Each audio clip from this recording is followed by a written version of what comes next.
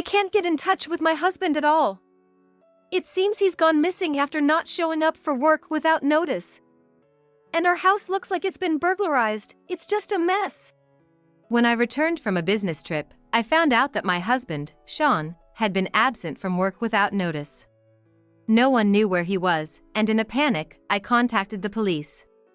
The place is quite trashed, so we can't rule out the possibility of kidnapping. What? Why would Sean be subjected to something like that? The police decided to search the house, and soon, more officers arrived, and the situation began to escalate, involving the neighborhood. I just hope he's safe. Then, one of the officers searching the second floor shouted loud enough for the whole house to hear. I've found them. One male, presumably the homeowner, and one female. A female. I rushed upstairs with my in-laws, and we saw the police peering into the attic, trying to persuade the two to come down. Soon, my husband Sean and a woman I didn't recognize came down, supported by the police, and appeared before everyone. Why are you naked? And who is this woman?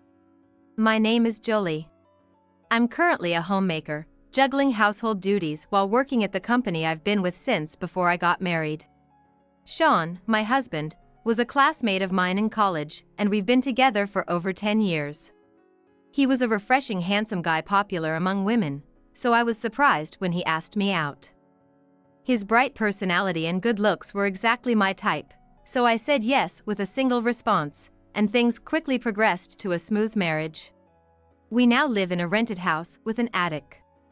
Although Sean works for a decent company, he doesn't seem to be good at his job, as he hasn't been promoted much, and our income is modest.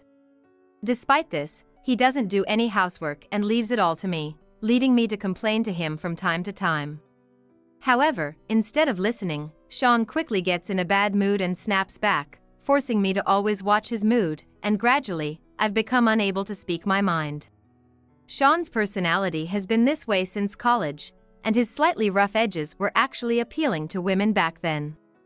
I didn't take his childish behavior too seriously, forgiving most of his worse attitudes out of affection from our long relationship.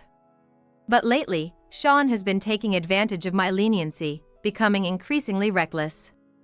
For example, it was our rule to always inform each other when going out for drinks, but he started ignoring it. Going to clubs and hanging out with girls, which was forbidden after our marriage, has been happening behind my back, with no attempt to hide their contact information left openly on the table. Knowing that complaining would only result in tenfold the verbal abuse, I've had no choice but to endure, accumulating stress daily. Yet, there are people who can deal with my husband on equal footing. His parents. Thankfully, my in-laws are the only ones who can confront Sean about his attitude and lecture him on changing his ways, and every time they do, it feels like a release for my built-up stress. We've had family ties with my in-laws since before we got married, which has kept our relationship strong to this day. Whenever they see me down because of Sean's behavior, they invite me over for a lavish meal to cheer me up. I'm deeply grateful for my kind in-laws because they allow me to vent my stress appropriately, enabling me to continue with my married life. However, even my husband, who had always been such an overbearing husband, at one point began to complain less and less. Before, if I blamed him for going to clubs, he'd retort with, "I'm spending my own money, so don't complain," but recently, he's been apologizing, saying, "Sorry, my boss invited me, and I couldn't refuse." I was shocked the first time I heard him apologize, thinking I must have misheard. But as his attitude gradually became gentler, I finally felt at ease believing he had calmed down and become kinder, which also reduced my stress. But at the same time, Sean seemed to be getting busier at work. Maybe he had finally found his motivation because lately, he's been staying late at the office and coming home late. Moved by such a change, I decided to support Sean more than ever, putting extra effort into my work and household chores, striving to make the house a relaxing place for him. While we were leading a busy yet peaceful life, I was assigned to go on a business trip for a few days by my boss. "Sean, I'm gonna be away on a business trip to the countryside next week, so please take care of the house for a few days." "Oh, got it. Just a few days, huh? For now, yes. But it might get extended, so I'll let you know if that happens. Sean simply acknowledged, but then started humming a tune, seemingly in an unusually good mood. And on the day of the trip, Sean offered to drive me to the station, which was rare. Jolly, take care and have a good trip. Oh, and if you come back early, make sure to let me know in advance. I'll come to pick you up. Sean was in a better mood than usual, giving me a rare smile. Thanks. I'll definitely let you know when I'm coming back. You seem really happy, though. Sean stiffened for a moment but quickly returned to smiling. No, it's nothing. You're imagining things. It's gonna be lonely without Jolly around, that's for sure. Really? Well, I'm off then. Thanks for the ride. As the time for my plane was nearing, I parted ways with Sean and headed to the platform. Wondering if he might be waving goodbye, I turned around once, but Sean was nowhere to be seen, likely already on his way back home. As I settled into my seat, I reflected on Sean's behavior from the morning till now. His insistence on letting him know if I'd return early. And that unusually cheerful smile. Even though Sean has been calmer recently, considering his past behavior, these actions felt off. During my business trip, I couldn't stop thinking about it and sent him a few emails, but his replies were slower than usual and rather curt, which only added to my unease. Luckily, my work finished earlier than expected, and I could head home right away. He told me to call before coming back, but I figured he wouldn't answer the phone anyway and would be slow to check his emails, so I decided to return home without notice. It was a weekday, and Sean was supposed to be at work. Of course, the house was locked, so I took out my keys and opened the door. I'm home. Huh? Why are these shoes here? I found Sean's work shoes, which was odd since he was supposed to be at work. Did you take the day off, Sean? Are you here? I called out, but got no reply. The house was silent, no sign of anyone around. Worried he might have fallen ill somewhere, I dropped my suitcase by the entrance and searched the house, but Sean was nowhere to be found. I decided to call his office, just in case. Hello, this is Jolie, Sean's wife. I was wondering, did Sean come into work today? He hasn't come in today. We've been trying to reach him too, but haven't had any luck. What? He's absent without notice? Okay, I'll try to contact him too. I ended the call in a hurry. Sean hadn't gone to work after all. Where could he have gone? Maybe he went out but left his shoes? There's a chance he could have been taken away in an ambulance if he was ill. Thinking his parents might know something, I called them next. Unfortunately, they also had no idea about Sean's whereabouts and confirmed he hadn't returned to their place either. Trying to stay calm, I sat down on the sofa and noticed the living room was unusually messy. It looked as if a burglar had been there right before I got home, with clothes scattered everywhere. Imagining a scenario where a bold burglar turned into a violent one, and Sean got caught up in some incident, I tried calling him again, but still, no answer. Growing more anxious, I contacted the police. I can't get in touch with my husband at all. He's missing after not showing up for work. And our house looks like it's been burglarized, it's just a mess. The police said they would come right away, and while waiting for them, I also informed Sean's workplace about his disappearance. Soon, 2 officers arrived at my house to investigate the scene. It seems they came in a police car, and seeing that, the neighbors started gathering in front of our house, wondering what was going on. The situation was getting big enough to involve the whole neighborhood, making my anxiety grow even more. Watching the police search the house was nerve-wracking, and my in-laws, worried about Sean's whereabouts, also made their way over. The place is quite trashed, so we can't rule out the possibility of kidnapping. What? Why would Sean be subjected to something like that? Hearing the word kidnapping, my in-laws and I exchanged worried glances. We'd like to check the rest of the house as well, if that's all right with you, just to make sure we cover everything. Oh, okay, please do. The search of the house meant more officers arrived, and the situation kept escalating. all I wanted was for Sean to be safe. My in-laws seemed to feel the same, and we held each other's hands tightly. Then, one of the officers searching the second floor shouted so loudly it echoed throughout the house. "We've found them." One male, presumed to be the homeowner, and one female. A female. We rushed upstairs with my in-laws to find the police looking into the attic, trying to persuade the two to come down. Soon, Sean and a woman I didn't know came down, supported by the police, and appeared before everyone. "Why are you naked? And who is this woman?" Overwhelmed by the relief of finding Sean and then the shock of seeing him with another woman, I nearly screamed. "Jolie, calm down. We'll have plenty of time to get an explanation from them. Okay? It's gonna be all right. You're right. Sorry." My mother-in-law then calmly turned to Sean. "Sean, do you realize how much trouble you've caused? The police have been searching for you, causing quite the commotion. Jolie and I, as well as your father, expect a full explanation, okay?" Sean turned pale, seemingly unable to speak, and just nodded quietly. We then moved to the living room to hear the full story. As you can see, I was cheating with this woman while Jolie was away on her business trip. Today, we were together, but Jolie came back unexpectedly, and we didn't even have time to get dressed, so we rushed to hide in the attic. We planned to stay hidden until everything calmed down, but things just got more and more out of hand.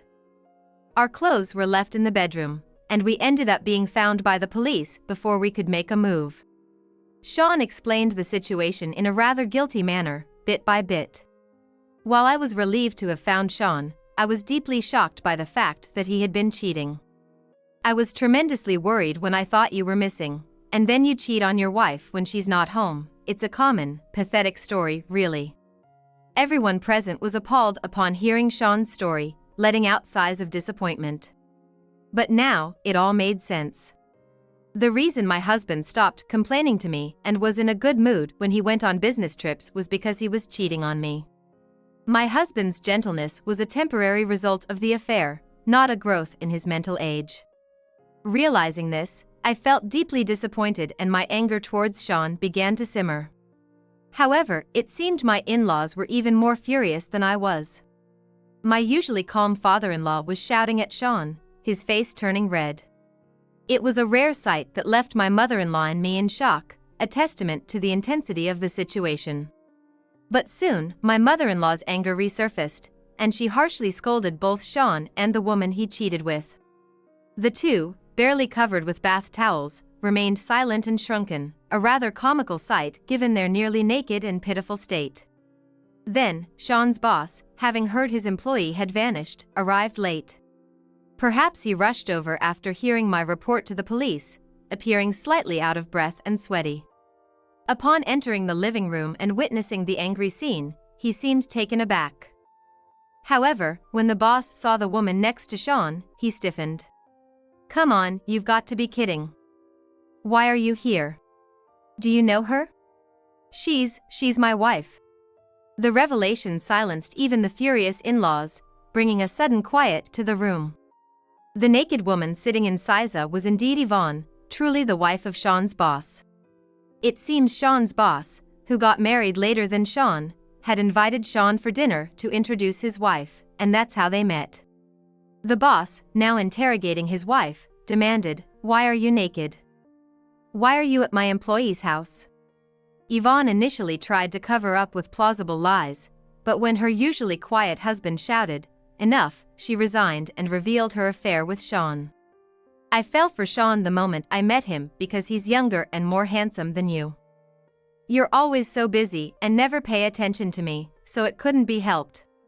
Yvonne, an art class instructor, approached Sean saying, "I want to paint your portrait," as an excuse to get close to him. Despite desperately trying to justify the affair, her boss was furious, asserting there's no excuse for cheating. "Both of you better be ready for what's coming," the boss said with a deep, menacing voice. Eek. Sean, who had seemed somewhat confident that he would be forgiven if he just told the truth, was visibly shaken by this and fell silent. "Wait, honey! It was just a moment of folly. Please, don't think about leaving me. You are the most important person to me. Yvonne clung to her boss in a pitiful manner, sobbing as if she was about to kneel in the dirt. However, the boss seemed unwavering in his decision to divorce, ignoring her pleas completely. Sean was scolded again by his in-laws, and Yvonne cried so hard her face contorted. Who could have predicted returning from a tiring business trip to such chaos? Watching this hellish scene unfold made me feel sick, and my head began to ache. Unable to bear staying at home any longer, I left everyone behind and took refuge at my childhood home, which was a couple of stations away. Fortunately, my old room was left untouched, and there were even clothes I could wear to work, so I decided to stay there for a while. Of course, my parents were worried about their daughter suddenly coming home. To avoid awkward questions, I explained the situation to them.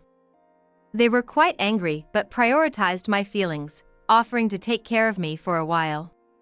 A few days later, Sean and Yvonne, from whom I hadn't heard anything since the incident, shockingly showed up at my parents' house. Both looked even more worn out than before, visibly distressed. I didn't want to let them into my parents' house, but I also disliked the idea of going somewhere with them, so I reluctantly agreed to talk at the doorstep. So, what brings you two, who cheated together, all the way to my parents' house? It's embarrassing to say, but the affair scandal got out at work, and I was fired.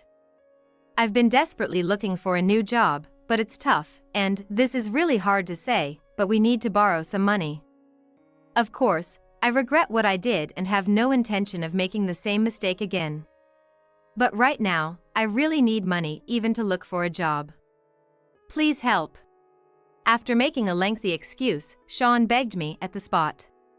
And strangely enough, Yvonne also begged me alongside him. Watching them, I let out a big sigh. Seriously. How much more do you plan to mock me? Saying you're sorry while still hanging around with this woman?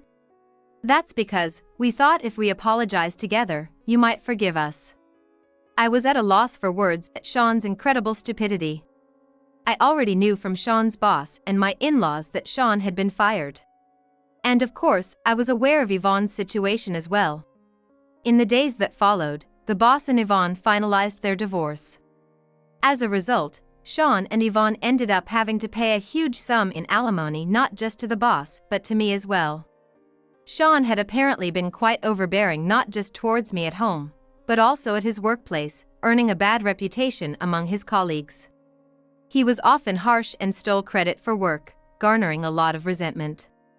On the other hand, Sean's boss was known for his gentle demeanor towards everyone. Even when someone made a mistake, he wouldn't just yell, instead, he'd work together with them to figure out a solution. It made him a well-respected figure at the company. When the company found out about Sean's affair with the boss's wife, they banded together. Exposing all of Sean's bad behavior and mistreatment of young employees led to his swift termination. Moreover, Sean was held accountable for tarnishing the company's reputation and faced a claim for damages. Our neighborhood is pretty close-knit, with a strong sense of community. The news of Sean's missing case and subsequent affair scandal spread quickly, making it uncomfortable for me to even go shopping without overhearing whispers. I'm well aware of the mess you two are in. Well, you brought it upon yourselves. Don't be so cold. You know I didn't make much, right? So paying alimony is gonna be tough. Please, I'm begging you, forgive me. Sean finally prostrated himself, begging for forgiveness. After all the arrogance you showed and the affair, you expect me to forgive you just because you're short on money? Don't make me laugh. My love for you completely faded the moment I found out about your affair. And I have no intention of forgiving her either. No matter what, you're paying that alimony. At my words, Sean's attitude took a sharp turn, and he began to angrily lash out. Acting all high and mighty just because I'm apologizing. Give me a break. If you had just let me know you were coming back from your trip, none of this would have happened. Sean started shouting loudly, and for a moment, I was taken aback, but I've decided I will never listen to him again. As I stood firm, not to be outdone by Sean, my father came to the entrance after hearing Sean's shouts. As soon as he saw Sean, my father lunged at him, shouting even louder. What the hell do you think you're doing showing up here? Get lost and stop causing trouble around here. Sean, caught off guard, was left gaping and then got slapped by my father. Don't you dare show your face here again. After saying that, my father turned to see Yvonne approaching Sean and looked shocked. Wait, aren't you? Yvonne, the art teacher, right? Recognizing her, Yvonne awkwardly looked away. It turns out my dad is a fan of art and had been attending painting classes as a hobby after retiring. And Yvonne, Sean's mistress, happened to be the instructor there. I can't believe you're the one who stole my daughter's husband. You're the lowest of the low. My father said, looking down on her. That's right. I'm going to expose what happened to all the students in the class. Consider it settlement for the insult you've caused to my daughter. Please don't do that. I'm already struggling with no money after the divorce. I'll be out of a job if I lose my students too. Yvonne pleaded desperately, bowing her head to my father. The pain my daughter has suffered because of you is far greater than anything you're going through. I'll never forgive you. My father was unyielding, and realizing this, Yvonne burst into tears. Moreover, she was also scolded by my mother who had appeared from behind, saying, "You're the lowest as a woman." Meanwhile, Sean was forcibly stood up by my father, grabbed by the collar, and slapped hard with the words, "I'll do this in place of my daughter." Finally realizing there was no hope for forgiveness, Sean, with a bright red cheek, and Yvonne, trembling at the thought of the impending job loss, left our home dejectedly. After a while, my divorce from Sean was finalized, and I successfully received a significant amount of alimony. Because of that, Sean ended up in debt, and I heard directly from my mother-in-law that they've disowned their son. Now, he's working as a part-timer, forced into manual labor day and night, living his days utterly exhausted.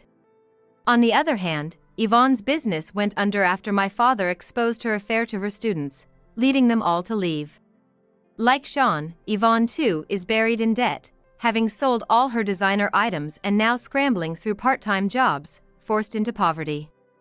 As for me, thanks to my savings and the substantial alimony, my wallet has gotten quite a bit fatter.